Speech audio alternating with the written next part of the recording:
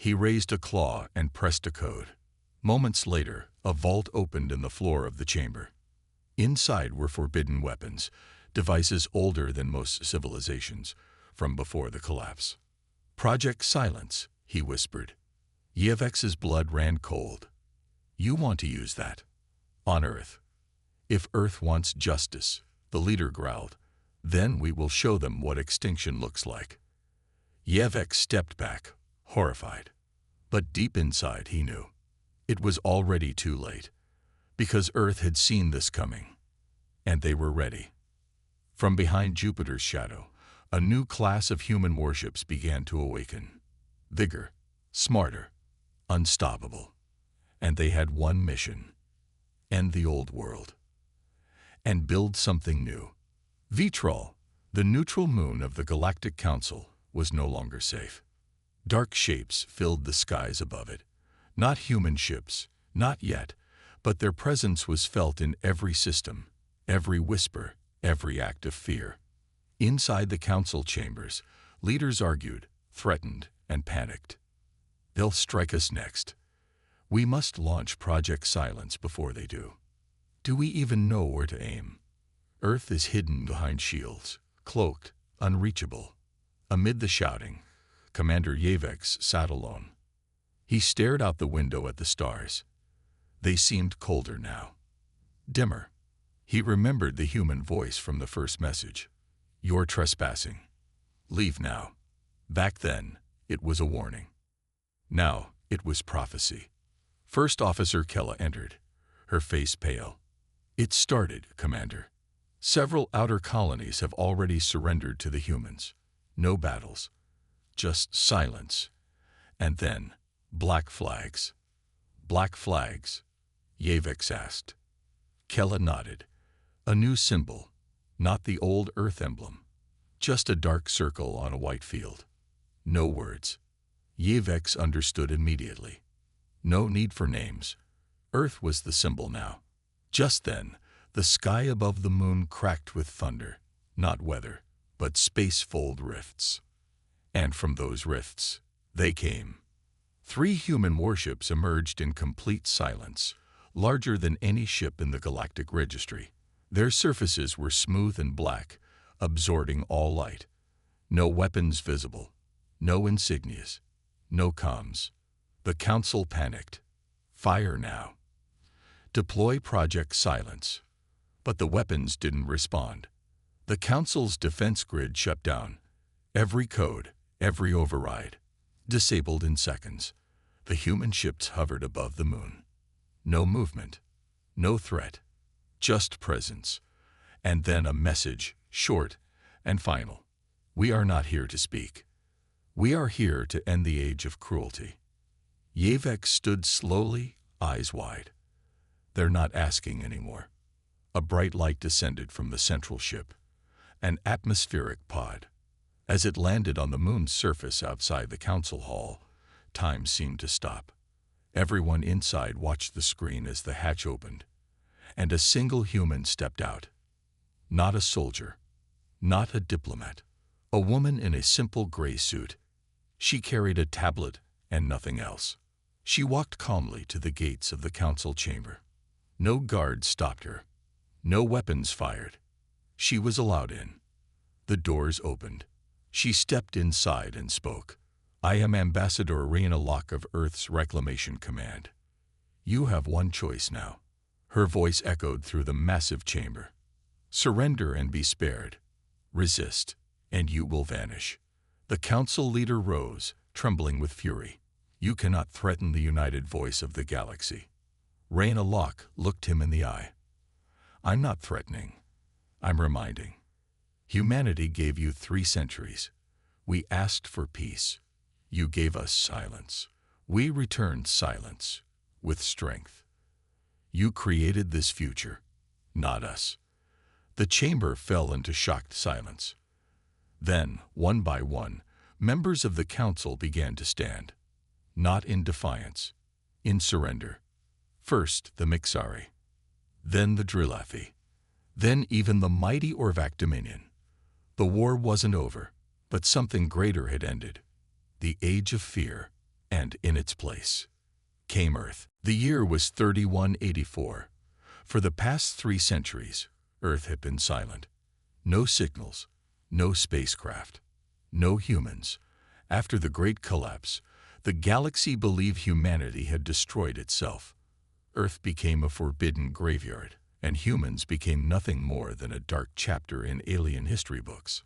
Commander Yavex, a Varnari historian, had always been curious. He spent his life studying the rise and fall of intelligent species, and humanity was his greatest mystery. "Commander," said First Officer Kella as the ship entered Sol's system, "we've crossed the outer boundary." No resistance. Yavex nodded. He stood tall with shimmering blue skin, his long robes flowing behind him. His eyes locked on the central display. The planet before them, blue and green, covered in clouds, looked peaceful. But something felt wrong. "This was once a world of fire and thunder," Yavex said softly. "They burned fast. Too fast." Kella frowned.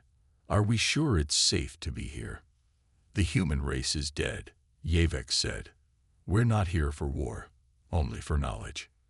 The science vessel, the Enkari Song, moved into orbit above Earth. Scanners activated. They found thousands of satellites drifting in silence. Some were broken. Others still orbited, lifeless, like metal ghosts. "There are no transmissions, Commander," Chella reported. "No radio waves. No quantum pulses. The entire planet is dark." They zoomed in on the surface. Cities still stood, covered in vines and ash. Skyscrapers leaned like ancient statues. Roads were cracked. Oceans had risen, swallowing entire coastlines. "It's like time stopped," Chella said. "No," Yavex replied. "It's like time forgot." The ship launched several drones. They flew down to the surface, scanning for power sources, life signs, anything. The answer was always the same: nothing. No heat, no movement, no sign of human life. Yavex recorded everything. "This confirms our records. The Great Collapse consumed their civilization. But what caused it? Nuclear war, disease, AI rebellion? We still don't know." "I think it's better we never know," Chella muttered. "Let the dead stay buried." As the Enkari Song prepared to leave orbit, something strange happened. The lights on the bridge flickered. Then, beep. A sharp sound echoed through the communication array. "Commander," Chella shouted, "we're getting a signal." "From where?" Yavex asked. Kella stared at her screen. I don't know. It's not coming from Earth. It's not from the satellites. It's everywhere." The voice came through. It was human. Low, cold, calm. "You're trespassing," the voice said. "Leave now." Silence followed. The crew froze. Kella looked at Yavex with wide eyes. That was impossible. "Replay it," Yavex ordered. They played it again. The voice was male. Deep, confident. No background noise. No distortion. "Can we trace it?" Yavex asked. Kella shook her head. "It's not coming from one place. It bounced between multiple satellites. Then it vanished." "Maybe it was an automated message," another officer said. "No," Yavex replied, his voice low. "That was live." Kella whispered, "Do you think humans are still alive?" Yavex didn't answer. He stared at Earth through the viewport. The clouds moved slowly over the surface, hiding whatever secrets were below. "I think we made a mistake," Chella said. "We should leave." Yavex nodded. "Set course out of Sol's system, quietly." As the ship turned, one of the drones exploded midair. The bridge shook. Alarms blared. "What happened?" Yavex demanded. "A directed energy weapon," Chella shouted, "from the surface." "I thought the planet was dead." Another crew member screamed. "Not dead," Yavex whispered. "Sleeping." The ship jumped to light speed, leaving the solar system behind. But the message stayed with them. "You're trespassing. Leave now." The M-Carry song drifted in deep space, just outside the edge of the Sol system. Inside the ship, silence filled the bridge. The crew still felt the shock of the message, the voice that came from nowhere. Commander Yavek stood alone, watching the stars through the large window. His mind raced with questions. Had humanity really survived? Or was this just a final trap left behind by a paranoid species? Kella entered quietly. "Commander," she said, "the crew is on edge. They think we woke something that should have stayed asleep." Yavex turned to her. "You felt it too. That voice, it wasn't artificial. That was a living human." "But how?" Kella asked. 300 years with no signal, no contact. And now this. It doesn't make sense. Yavex looked at the map of the system on the display. "Maybe we've been looking in the wrong places." He tapped on the screen. Earth is covered in clouds, and the planet's surface was cold. But what about the outer moons? Europa, Ganymede, Titan. If humans wanted to hide, they wouldn't stay on Earth.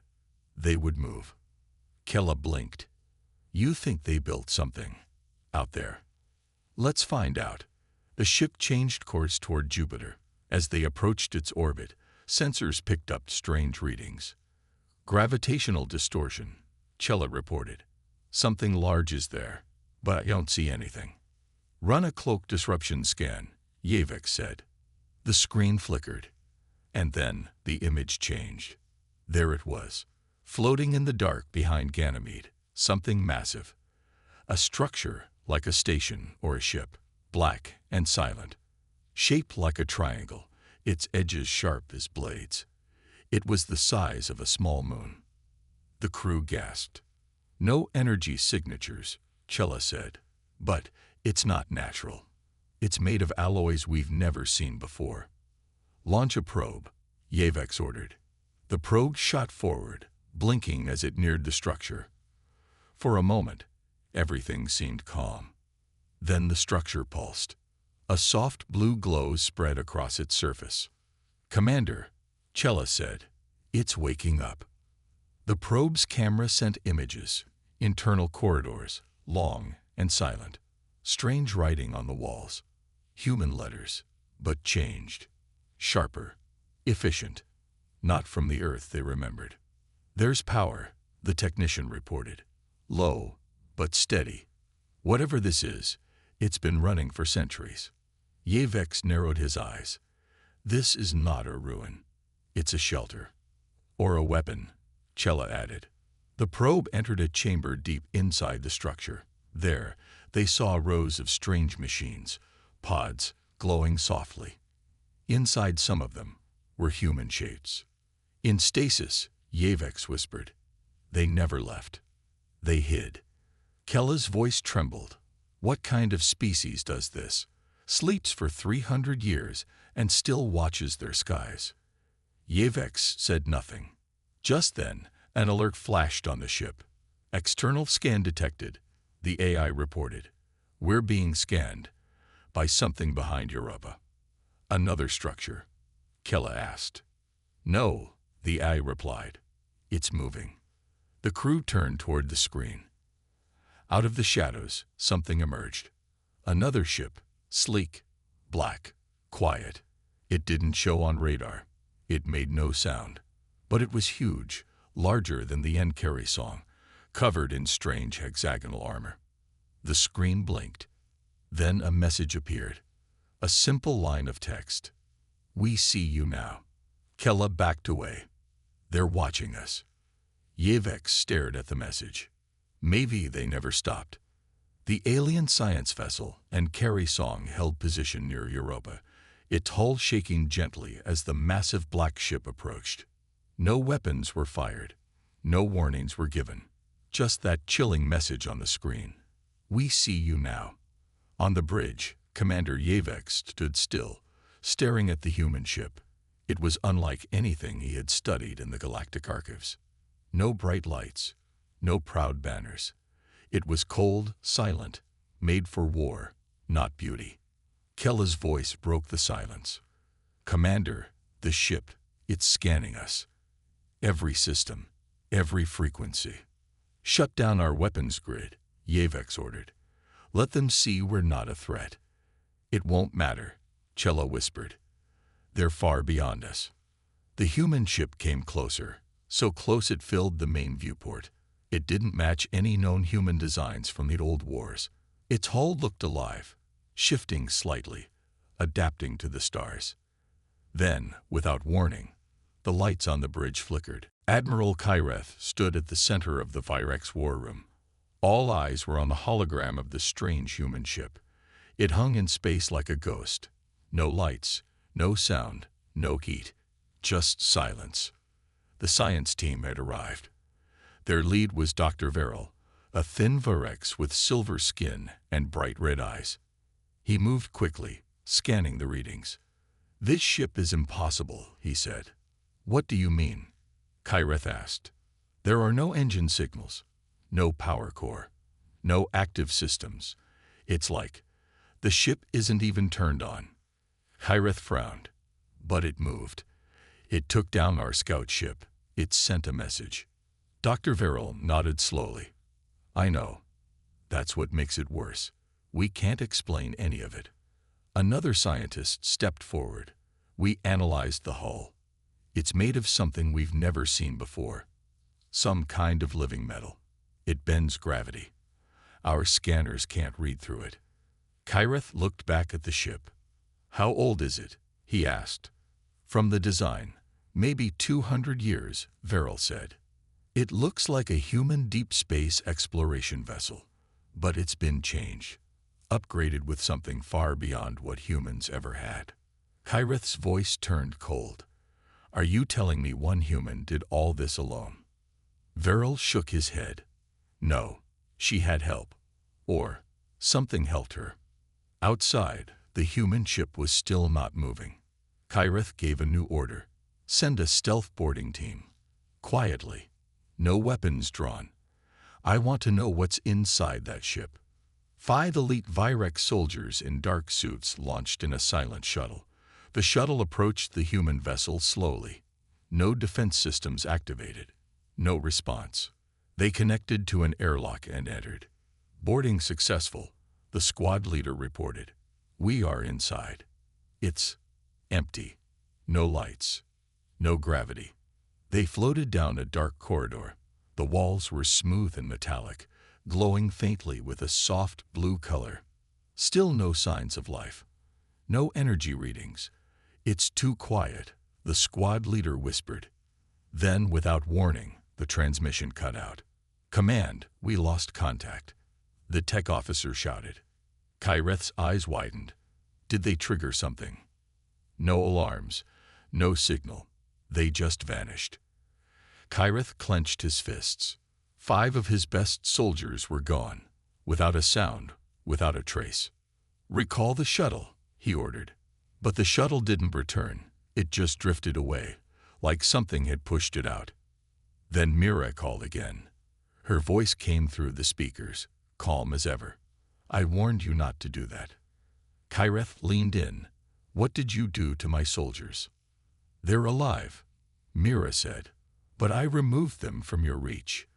They will not be harmed, unless you try that again." Kyreth tried to hide his fear. "You speak of peace, but act like a threat." "I act like someone who remembers," Mira replied. "You erased my people. Now I've come back to remind you that we are not so easy to kill." "What do you want from us?" Kyreth asked again.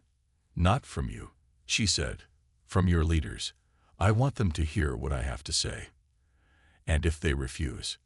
Mira paused. Then she said something strange. "Then the others will come, and you won't get the chance to listen." Kyreth's heart sank. "There are others?" he asked. "You destroyed Earth," she said. "But Earth was just the beginning." And then the transmission ended. In the silence, Kyreth turned to his officers. "I want access to every secret file on the human war," he said. "Project Silence. Now." They hesitated. "Do it," he roared. The room moved quickly. A moment later, an old sealed file opened on screen. Kyreth read the first lines and felt cold inside. Subject: human survivors. Project status: incomplete. Possible escape from Sector X-12. Unknown fate. Kyreth stared at it in silence.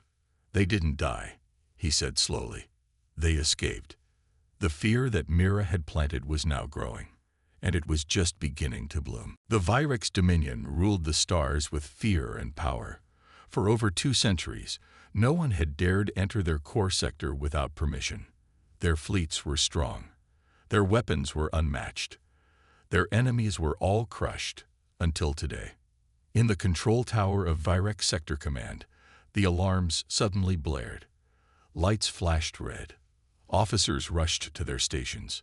"Unidentified warp signature detected," shouted one of the technicians. Admiral Kyreth, a tall, blue-scaled Virex commander with sharp eyes and a cold face, stepped forward. "Where?" "Sector 14, near the outer ring," the technician replied. It just appeared out of nowhere. One ship, very small, old design.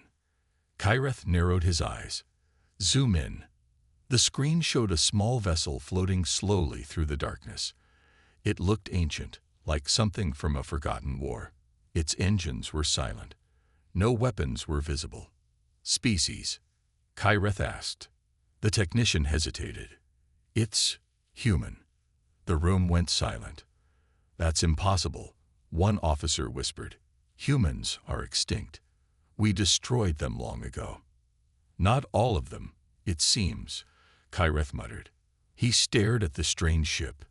It looked broken, damaged, but it was moving. No signals came from it. No lights blinked on its hull.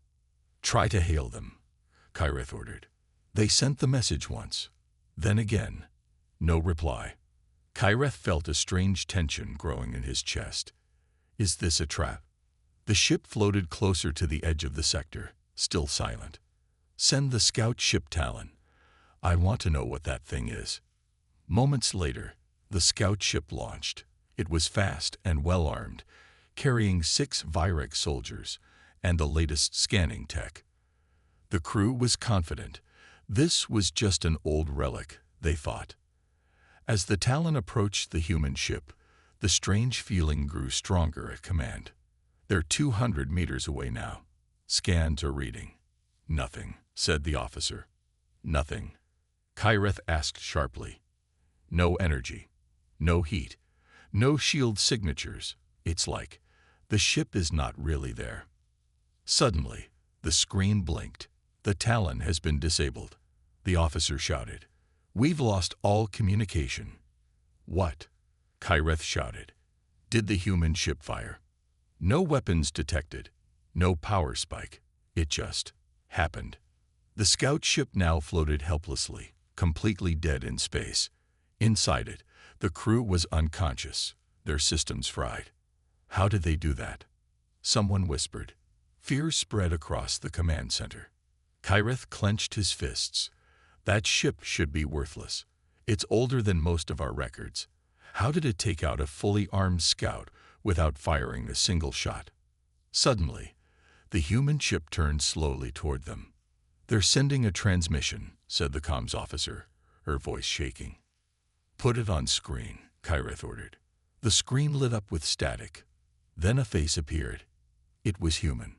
A woman, pale-skinned, with short black hair and sharp, calm eyes. She wore a dark uniform with no symbols. Her voice was steady and emotionless. "This is Captain Mira Holt," she said. "I am here to talk." Then the screen went black. No threats, no demands, just one message, one name. Kyreth stood in silence. "Get every warship ready," he said quietly. Now, peace had settled over the Virex Dominion and the humans. Ships from both sides moved freely near the new border. Trade resumed. Messages of cooperation filled the communication lines. It seemed the long war was truly ending. But deep in the dark corners of space, far from the shining peace stations and diplomatic halls, something else was stirring. Admiral Kyreth sat in his office, reading reports from the frontiers. Most showed calm and order, but one report caught his eye, a warning from an outpost near the edge of the galaxy. Unknown ships detected. The message said, "Not human, not Virex. Fast, silent, and aggressive." Kyreth frowned. He called Captain Mira Holt. The line opened. Mira's calm voice greeted him. "We have detected the same ships. They appear out of nowhere and vanish without trace. Do we know who they are?" Kyreth asked. "No, their technology is unlike anything we have seen." Kyreth's sharp eyes darkened. "Could they be a threat to our new peace?" "More than that," Mira said. "They have been watching, waiting." Together, Kyreth and Mira agreed to send a joint fleet to investigate. As the fleet moved into the shadowy reaches, the strange ships appeared again. They struck swiftly, disabling several vessels before disappearing. The fleet managed to capture one. Inside was a creature unlike any known species. Its eyes glowed red. Its body was covered in dark armor that seemed to shift like smoke. It spoke in a harsh voice. "You cannot stop the coming storm." Kyreth and Mira looked at each other, understanding the war was far from over. But this time, they would face it together. The lone human vessel that changed everything had brought not only hope, but a warning. The galaxy's shadows were moving, and the fight for survival was just beginning. The galaxy held its breath. Above dozens of alien worlds, silent and unseen until now, Earth's armada appeared. Massive ships cloaked in shadow, hovering in orbit, their dark silhouettes blotting out stars. The message came next. A single, clear broadcast repeated across every channel. "Humanity remembers." On the bridge of the Varnari homeworld's flagship, panic spread like wildfire. Governments debated. Some urged war. Others begged for peace. Commander Yavex stood apart, his mind heavy with the choice before him. A final transmission arrived. It was not from the human admiral this time. It was an offer. "Join us," the message said. "Stand with Earth or be left behind." Yavex stared at the stars, the weight of history pressing down. The first fleets jumped to light speed, engines blazing like wrathful gods. The sky went dark. The galaxy would never be the same again. The silence before the storm was thick. The galaxy's greatest fleets watched nervously as Earth's armada moved into formation, its ships dark and deadly. Commander Yavex stood on the bridge of the Varnari flagship, heart pounding. "This is it," he said.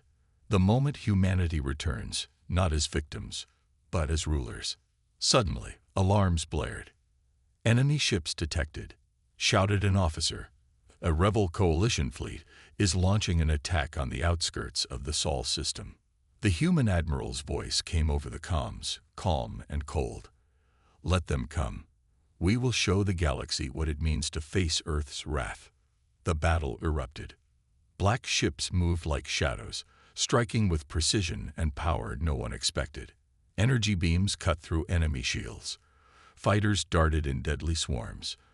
The rebel fleets were powerful, but they were no match. Yavex watched as worlds burned and ships exploded in silent death.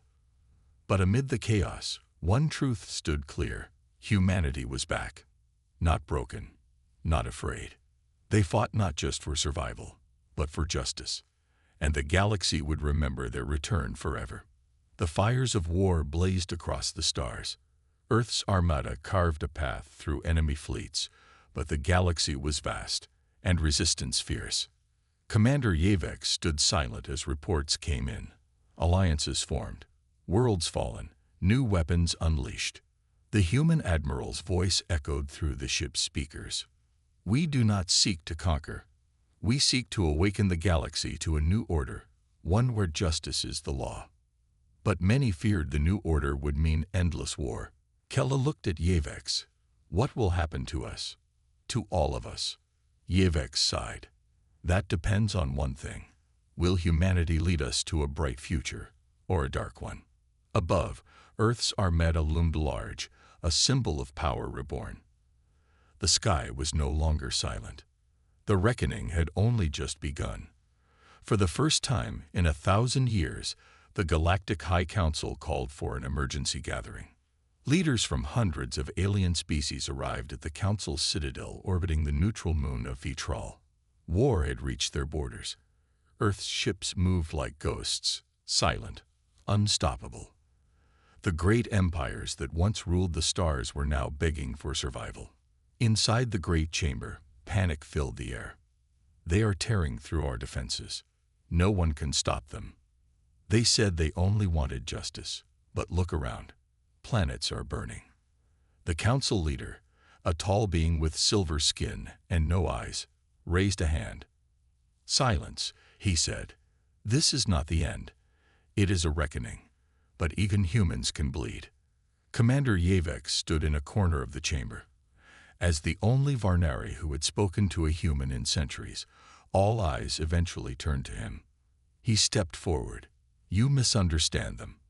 They are not here to conquer like we did. They are here to cleanse." The chamber erupted. "Cleanse? That's worse. They'll destroy us all.